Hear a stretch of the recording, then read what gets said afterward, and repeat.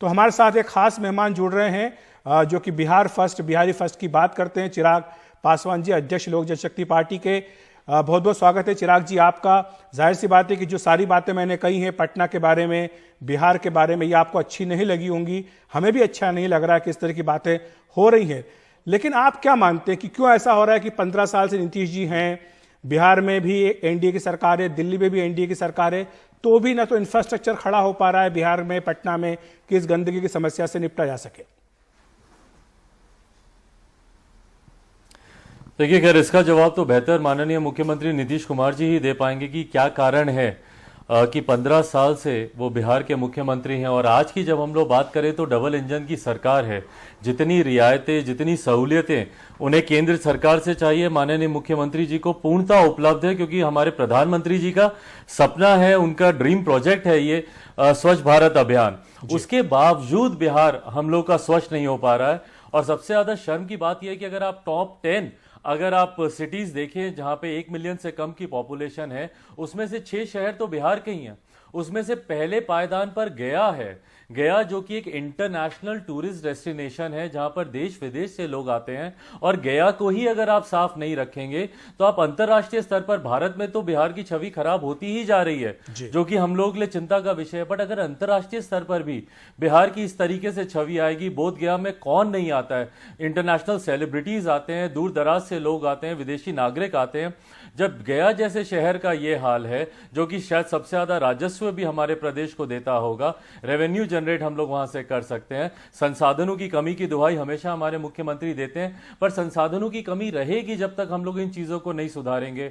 ये बहुत ही शर्मनाक है। एक बिहारी होने के नाते मुझे दुख भी है, चिंता भी है, पर शर्म भी आती है जब मैं अपने बिहार को ऐसे आंकड़ों में नंबर 1 पे जाता हुआ देखता हूं। बिहार फर्स्ट बनाने में ये मेरा सपना नहीं है कि बिहार ऐसी जगहों पे फर्स्ट बने। बिहार विकास में, शिक्षा में अनंत संभावनाएं हैं, पर जब ऐसी तस्वीरें, ऐसी जानकारी सामने आती है तो जरूर चिंताएं बढ़ जाती हैं। बिल्कुल, आपने महत्वपूर्ण बातें कही हैं कि ये जरूर ऐसी चीज है इस पर कि सबको ध्यान देना चाहिए, चुनाव में भी एक मुद्दा बनना चाहिए ताकि नेता भी इस पर ध्यान दे सके। अब चुनाव की अगर हम बात करें, आज चुनाव आयोग की ओर से स्पष्ट कर दिया गया है चिराग जी कि चुनाव लगता है कि अब समय पर ही होंगे, हालांकि आप चाहते थे कि इसको टाल दिया जाए। उन्होंने अपनी ओर से गाइडलाइंस जारी कर दी हैं।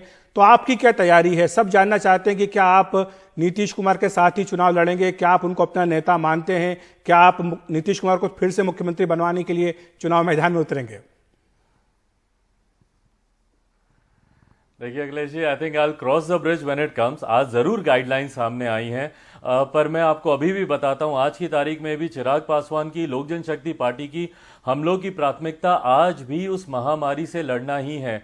बिहार में अखिलेश जी कोरोना समाप्त नहीं हुआ है, देश में भी समाप्त नहीं हुआ है। आज जब देश में आप 65,000 cases on an average daily के अगर आप देख रहे हैं, वहीं बिहार में जिस तरीके से ये महामारी हर बीतते घंटे के साथ अपने पैर पसारती जा रही है, तो आज की तारीख में भी हर लोक जनशक्ति पार्टी के कार्यकर्ता की भूमिका कोरोना से लड़ने की है, चुनाव लड़ने की नहीं है। आज हमारी प्राथमिकता बाढ़ में जितने लोग प्रभावित हुए हैं उनको पुनर्स्थापित करने की, उनका पुनर्वास करने की हम लोग की चिंता है। जिस दिन डेट्स आ जाएंगी, आचार संहिता लगेगी, लोक जनशक्ति पार्टी तैयार है, हमारे प्रत्याशी अपनी अपने स्तर पर अपनी तैयारी कर रहे हैं। जिस दिन आचार संहिता सामने आएगी, हम लोग चुनाव को लेकर भी अपनी तमाम रणनीति आपके साथ साझा करेंगे। पर आज प्राथमिकता कोरोना होनी चाहिए और बाढ़ होना चाहिए, उसके अलावा और कुछ आपने कहा कि आपके प्रत्याशी तैयार हैं, तो कितने प्रत्याशी आपके तैयार हैं? हम ये सीधा सीधा सवाल आपसे जानना चाहते हैं।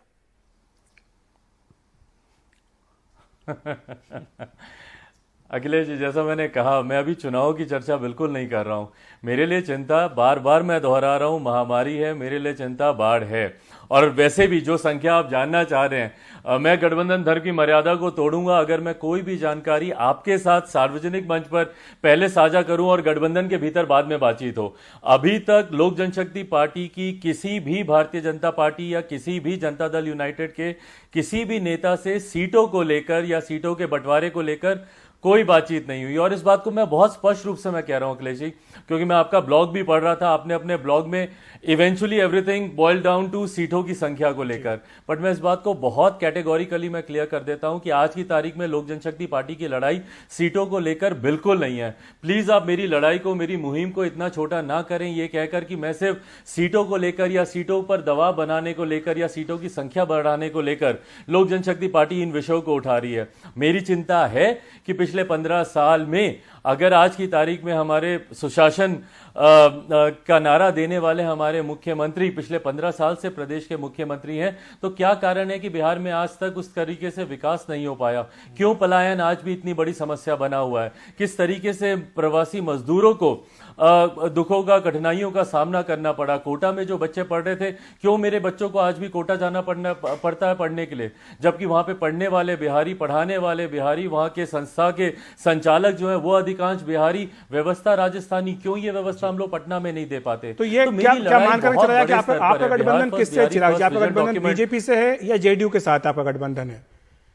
क्योंकि नीतीश जी तो बोलते हैं जीतन राम मांझी अब आ गए हैं, शायद जल्दी वो एनडीए का हिस्सा बन जाएंगे, तो सीटों की संख्या में तो उनकी भी हिस्सेदारी बढ़ जाएगी।